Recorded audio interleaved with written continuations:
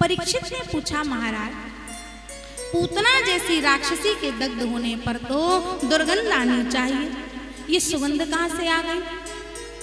सुखदेव जी ने कहा, परीक्षित अब भला इस पूतना को पापनी कौन कहेगा? अरे जिन परमात्मा श्री कृष्ण का एक बार नाम लेने से जीव भवसागर से पार हो जाता है, उस परमात्मा को हृदय से लगा करके इसने प्राण त्यागा है, अब भला इसे पापनी कौन कहेगा? और एक बात और सुनोगे राजन तो तुम्हें और भी आश्चर्य होगा। क्या? पूतना के शरीर से सुगंध निकली, ये आश्चर्य तो है ही, लेकिन जिस पूतना में एक भी सद्गुण नहीं था। सुखदेव जी के शब्दों में सुनिए पूतना का परिचय। पूतना लोक बालग्नि राक्षसी रुधिराशना जिघांसयापि हरये स्तनम दत्वाप सद्गतिम। नाम की ही बुरी पूतना, पूतना का मतलब पूतान नयति, जो बच्चों को उठा करके ले जाए वो पूतना। और पूत माने पवित्र भी होता है, तो पवित्रता भी जिसमें तनिक नहीं है वो पूतना। तो नाम की ही बुरी, शायद काम अच्छा करती हो, लोक कल्याण का कोई कार्य करती हो, तो वो भी नहीं, बालग्नि छोटे छोटे बच्चों को ले जाती है और ले जा करके मार देती है। तो शायद किसी उच्च कुल में जन्म लिया हो, उच्च जाति का संस्कार हो, तो वो भी नहीं, राक्षसी राक्षस कुल में उत्पन्न हुई है। तो शायद आहार अच्छा करती होगी, तो वो भी नहीं। रुधिराशना, रुधिर है अशन जिसका, रक्त पान करने वाली, तो शायद भावना अच्छी होगी, भगवान से प्रेम करती होगी, वो भी नहीं। जिघांसयापि हरये, भगवान को भी मारने की इच्छा से प्रेरित होकर के आई है। तो फिर भगवान ने क्या गुण देखा?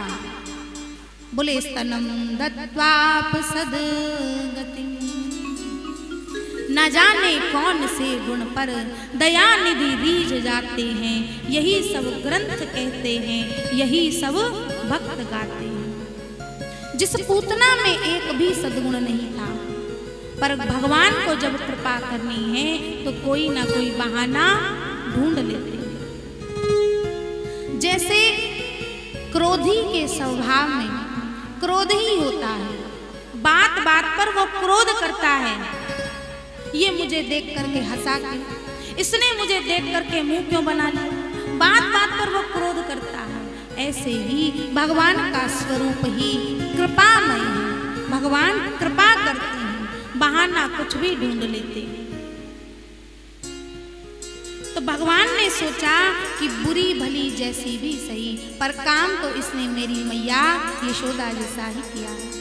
कितने प्रेम से माँ की तरह मुझे गोद में लेकर के स्तनपान करा रही है, तो मैं तो इसे धात्र्योचित गति ही प्रदान करूंगा, मैया की ही गति दूंगा।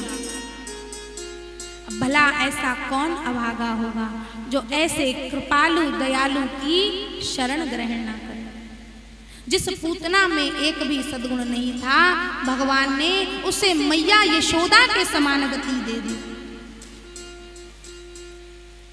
जन अवगुण प्रभुमान न काहू, दीन बंधु अति मृदुल सुहाऊ। सुखदेव जी कहते, राजा भगवान का यदि ऐसा कृपामय स्वभाव ना हो तो जीव का कल्याण कैसे होगा? जीव के कर्मों का ही फल यदि प्रभु देते रहे तो किसी काल में जीव का कल्याण होने वाला नहीं है। अरे भगवान तो बहाना ढूंढते रहते हैं, और जहां बहाना मिला कि तुरंत कृपा बरस दे। कृपामय प्रभु का स्वभाव ना हो तो भगवान को कौन पूछे। बिंदु जी के शब्द में, पद में बहुत सुंदर भाव है। क्या कि प्रभु कृपा की ना होती जो आदत तुम्हारी, तो सुनी ही रहती अदालत तुम्हारी। कृपा की न होती जो आदत तुम्हारी, कृपा की न होती जो आदत तुम्हारी, कृपा की न होती जो आदत तुम्हारी, कृपा की न होती जो आदत तुम्हारी, तो सुनी रहती अदालत तुम्हारी, तो सुनी रहती अदालत तुम्हारी, कृपा की न होती जो आदत तुम्हारी, कृपा की न होती जो आदत तुम्हारी, जो दीनों के दिल में जगह तुम न पाते, जो दीनों के दिल में जगह तुम न पाते, जो दीनों के दिल में जगह तुम न पाते, जो दीनों के दिल में जगह तुम न पाते, तो किस दिल में होती इबादत तुम्हारी, तो किस दिल में होती इबादत तुम्हारी, तो सुनी रहती अदालत तुम्हारी, कृपा की न होती जो आदत तुम्हारी, कृपा की न होती जो आदत तुम्हारी।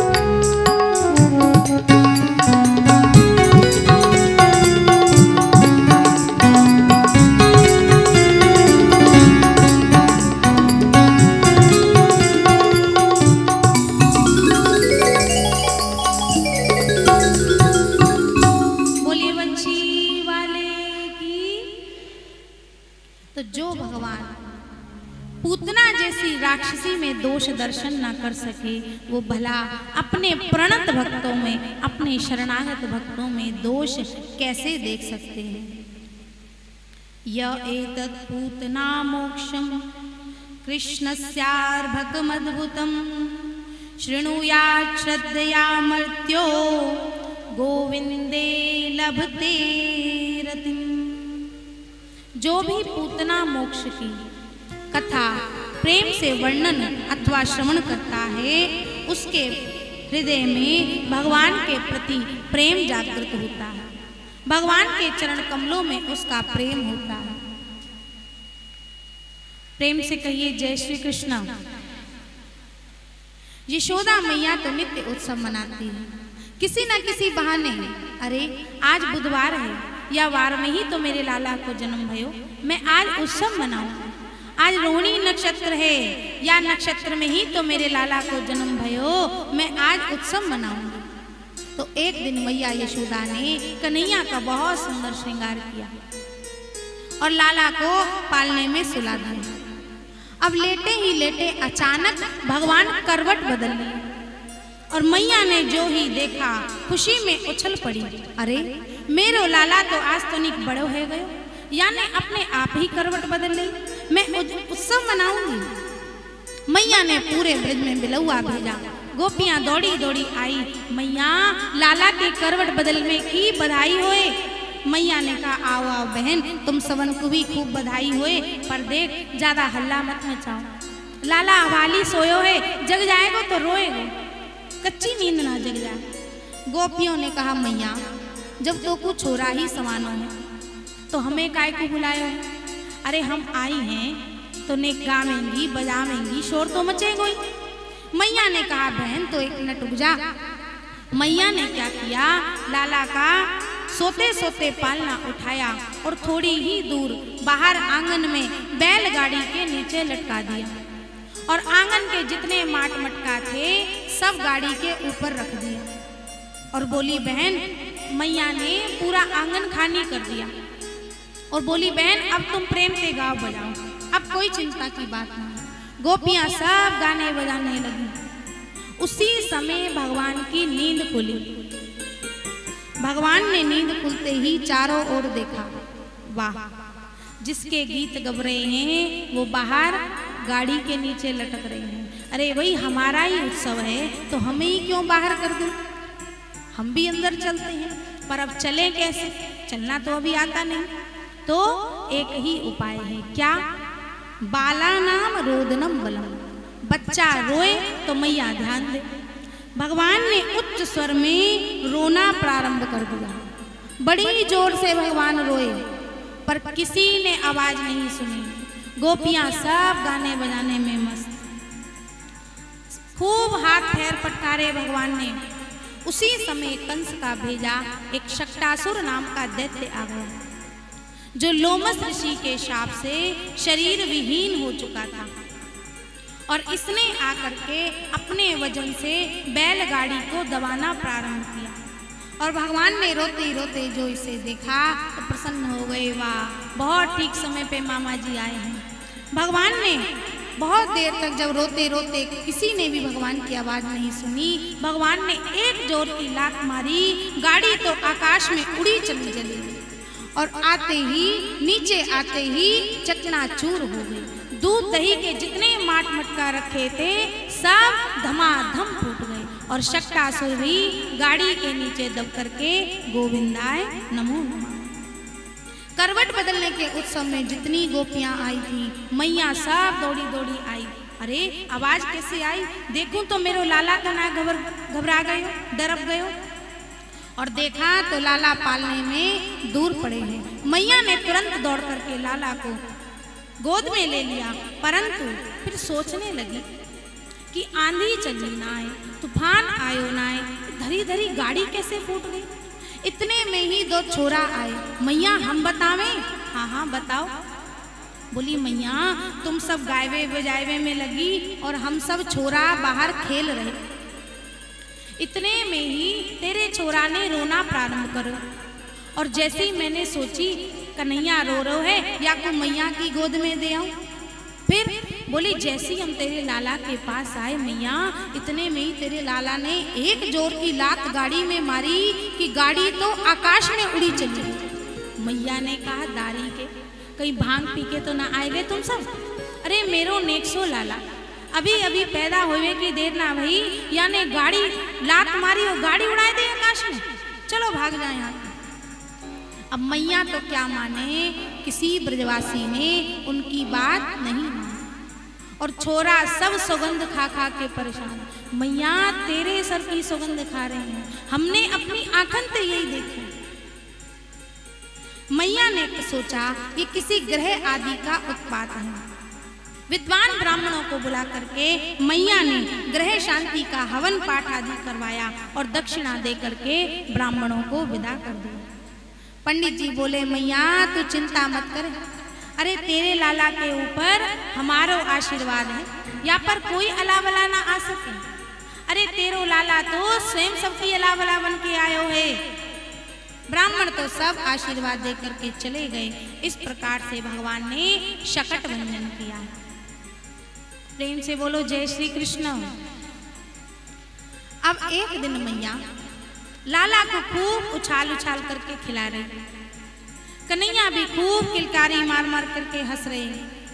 अब जो ही मैया उछालनो बंद कर दे सोई लाला रोवे लग जाए और उछालने लग जाए तो फिर कन्हैया प्रसन्न हो जाए। अब मैया के तो हाथ दुख गए, कब तक उछालू। और जब मैया थक गई तो कन्हैया को गोद में लेकर के दूध पिवाए वे लगे, स्तनपान कराए वे लगे और बड़े मुग्ध भाव से कन्हैया मैया का दुग्ध पान कर रहे हैं। पर दूध पीते पीते अचानक भगवान ने तिरछी निगाह से देखा, ओहो मामा जी आ गए। क्या दिखाई पड़ा, एक गोल गोल बवंडर का रूप बना करके तृणाव्रत नाम का एक दैत्य चला आ रहा है, जो कंस का निजी सेवक है। दैत्यो नामना तृणाव्रतः कंस भृत्यः प्रणोदितः चक्रवात स्वरूपेण जहारासीन्मर्भकम्।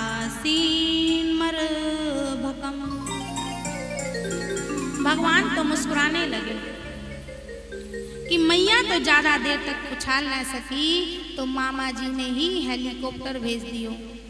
अब मैया ने गोद से उतार दे तो हम ने घूमे आवे, पर मैया तो उतारती नहीं। तो भगवान ने क्या किया, मैया की गोद में अपना वजन बढ़ाना प्रारंभ किया। गरिमाणुम शिशोर्वोढुम ना से है गिरी कूटवत, पर्वत के समान भारी हो गए भगवान। और कन्हैया की मैया को गोद में बिठाना मुश्किल हो गया। मैया ने देखा कि अचानक मेरो लाला इतना वजनदार कैसे है गए, अभी तो मैं यहाँ को उछाल उछाल के खिला रही। तो मैया के मन को माधव ने मोहित कर दिया। मैया को भ्रम हो गया, अरे राम राम 2 घंटा तक बैठी बैठी या को दूध जो पिवाए रही हूँ, लगता है ज्यादा दूध पी गयो सो ज्यादा भारी है गई। सोई मैया कन्हैया को आंगन में उतार करके बोली, लाला ने खेल कूद के वजन हल्को कर ले और जब हल्को हो जाएगा ना जब गोदी लूंगी। और मैया तो कन्हैया को आंगन में छोड़ करके भीतर गृह कार्यों में चली गई। और मिल गया तृणाव्रत को मौका, अत्यंत वेग से आया और कन्हैया को उड़ा करके आकाश में ले गया। भगवान भी उड़े चले गए और तृणाव्रत के कंधे पर ही बैठे बैठे भगवान ने पूरा ब्रज प्रदेश घूम लिया। ये ललिता को घर, ये विशाखा को घर, ये मधुमंगल को घर, ये श्रीधामा को घर, पूरा ब्रजमंडल घूमने लगे। ये छिपी गली, ये प्रेम गली, ये कुंज गली, सबरी गली, सबरे मोहल्ला भगवान ने तृणाव्रत के कंधे पर बैठे बैठे ही घूम लिया। क्यों क्यों देखे सब मोहल्ला, आगे चल करके चोरी भी तो करनी है। चोर वही सफल होए जाए गली गली को ज्ञान होए। अब तो तृणाव्रत मथुरा की ओर भागने लगा। उसी समय भगवान ने उसकी गर्दन दबाई और अपना वजन बढ़ाया। तृणाव्रत तो शंकित होने लगा कि जल्दी जल्दी में कहीं बालक की जगह कोई नंद के आंगन का काला पत्थर तो नहीं उठा लाया। बार बार तृणाव्रत शंकित होकर के भगवान को पीछे मुड़ मुड़ करके देखता है।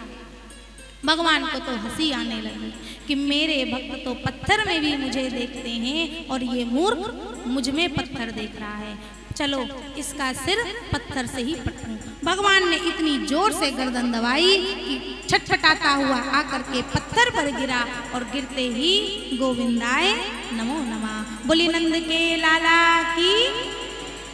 भगवान ने तृणाव्रत का उद्धार कर दिया और जैसे ही तूफान शांत हुआ मैया तो दौड़ करके बाहर आई और बाहर आकर के कन्हैया को गोद में ले लिया। तुरंत लाला को गोद से हृदय से लगा लिया। हे नारायण, अब तो मोको पक्को भरोसो है गयो, कोई कावे ना मारे, पापी अपने पाप से अपने आप ही मर जावे। अरे मैंने काऊ को कहा बिगाड़ दियो, नित्य रोज के रोज कोई ना कोई चले आवे और आकर के अपने आप ही मर जावे। यशोदा मैया तो अपने मन को समझाती हुई कन्हैया को घर ले आई। अब एक दिन मैया कन्हैया को बड़े प्रेम से दुग्ध पान करा रही है, पर बड़ी देर हो गई, भगवान दूध पीते ही जा रहे हैं, पीते ही जा रहे हैं और दूध पिलाना बंद करती है तो कन्हैया रोने लग जाती है, मैया फिर पिलाने लग जाती है। अब मैया दूध भी पिला रही है और मन में शंका भी कर रही है कि कहीं ज्यादा दूध पी जाएगो तो या को पेट खराब हो जाएगा। प्रेम सर्वदा अनिष्ट की ही आशंका को व्यक्त करता है। उसी समय भगवान को जमाई आई। अब जमाई आई तो स्तन मुख से अपने आप छूट गए। मैया बड़ी प्रसन्न हो गई कि लाला प्रसन्न है और दूध भी याने छोड़ दी। पर जमाई लेते हुए कन्हैया का मुखमंडल जब मैया ने ध्यान से देखा तो मैया को तो कन्हैया के मुंह में पूरे ब्रह्मांड का दर्शन होने लगा। मैया तो घबरा गई, अरे मेरे लाला के मुंह में ये सूर्य चंद्रमा आकाश नदी पर्वत कैसे दिखाई दिए। मैया ने तो तुरंत नेत्र बंद कर लिए। मैया के मन को माधव ने मोहित कर दिया। भगवान ने भी अपना मुख बंद कर लिया। मानो भगवान कहना चाहते हैं, मैया तू मेरे पेट खराब की चिंता मत कर, देख मेरो पेट कितनो बड़ो है। अरे तेरा दुग्ध पान करने से एक मैं ही तृप्त नहीं हो रहा, अपितु इस संसार के समस्त जीव तृप्त हो रहे हैं। मैया को तो भ्रम हो गया, अरे ये संसार को बखेड़ा मेरे लाला के मुंह में कहां से आ जाएगा। और मैया फिर कन्हैया पर वही वात्सल्य रस बिखेरने लगी। इस प्रकार से भगवान ब्रज में अनेकों बाल लीलाएं कर रहे हैं। और उधर मथुरा में वसुदेव जी को थोड़ी सी चिंता हुई कि मेरो लाला आज 1 वर्ष को है गयो पर अभी तक वा को नामकरण न भयो। वसुदेव जी अपने कुल पुरोहित गर्गाचार्य जी के पास आए। महाराज आप तो त्रिकालज्ञ हैं, सब कुछ आपको विदित है, आप गोकुल में जाकर के नंद जी के घर मेरे लाला को नामकरण कराओ। गर्गाचार्य जी वसुदेव जी से प्रेरित होकर के गोपनीय विधि से गोकुल में आए।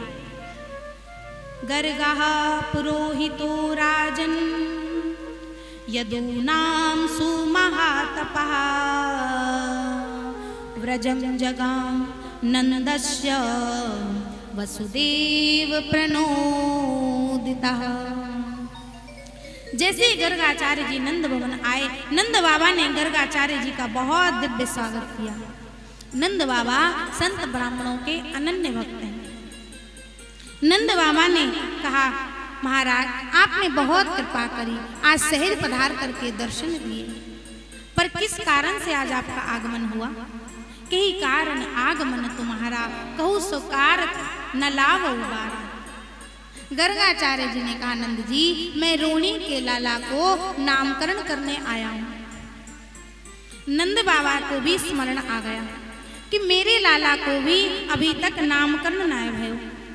नंद बाबा ने गर्गाचार्य जी से प्रार्थना की, महाराज नेक आप वसुदेव जी के लाला के साथ साथ मेरे लाला को भी नामकरण कर दो, बड़ी कृपा होगी। गर्गाचार्य जी ने कहा, नंद जी मैं आपके पुत्र का नामकरण नहीं कर सकता, क्योंकि आप जानते हो कि मैं वसुदेव के घर का पुरोहित हूँ। यदुनाम हमाचार्यः ख्यातश्च भुवि सर्वतः सुतं मया संस्कृतं ते मन्यते देवकी सुतम। और यदि मैंने आपके लाला को नामकरण कियो तो कंस को शंका है जाएगी कि नंद बाबा वसुदेव के कि गर्गाचार्य जी नंद बाबा के पुत्र को नाम रखवे कैसे चले गए, तो तुम्हारे पुत्र के ऊपर संकट आ सकता है और मैं नहीं चाहता कि तुम्हारे लाला पे कोई संकट आवे। नंद बाबा ने कहा महाराज बात तो आपकी ठीक है, पर जब कंस को पता ही नहीं चलेगो तो संकट आएगो कैसे। गर्गाचार्य जी ने कहा नंद जी यही तो बात है ना, आप लाला को प्रत्येक जन्मोत्सव बड़ी धूमधाम से मनाते हैं। यदि आपने नामकरण संस्कार भी धूमधाम से कियो तो मैं आपके पुत्र के जीवन में संकट आ सकता है, इसलिए मेरी एक शर्त है, यदि आप किसी को निमंत्रण ना दें, किसी को ना बताएं और चुप्पे चाप ही नाम रखवा लें तो रख सकते हैं।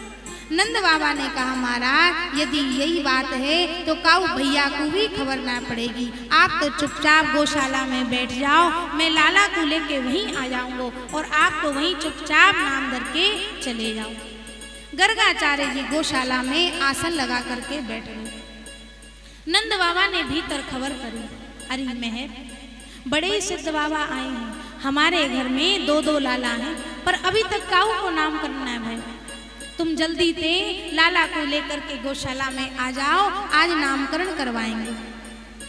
दोनों माताओं ने अपने अपने लाला को सुंदर श्रृंगार किया, गोद में लेकर के गौशाला पे आई और जैसे ही गर्गाचार्य जी के पास पहुंची मैया ने कहा रोहिणी भाभी मैंने सुना है कि ये बाबा बहुत बड़ो ज्योतिषी है, तो क्यों ना आज यह बाबा की कछु परीक्षा ली जाए। कैसे? बोली मेरे लाला को तू ले ले और तेरे लाला को मैं ले लूं, पक्को पंडित होएगो तो बता देगो कौन सो लाला कौन को है, और यदि ना बता पाए तो समझ लेंगे कि खड़िया पंडित बाबा है। हाँ ये ठीक है बहन। तो दोनों माताओं ने अपने पुत्र की अदला बदली करके गोद में लेकर के गर्गाचार्य जी के पास पहुंची। महाराज जी प्रणाम। सुखदेव जी कहते राजन जैसे ही गर्गाचार्य जी ने नेत्र खोल करके रोहिणी मैया की गोद में यशोदा नंदन का दर्शन किया तो बाबा के तो नेत्र खुले के खुले ही रह गए, बाबा की तो आनंद की समाधि लग गई।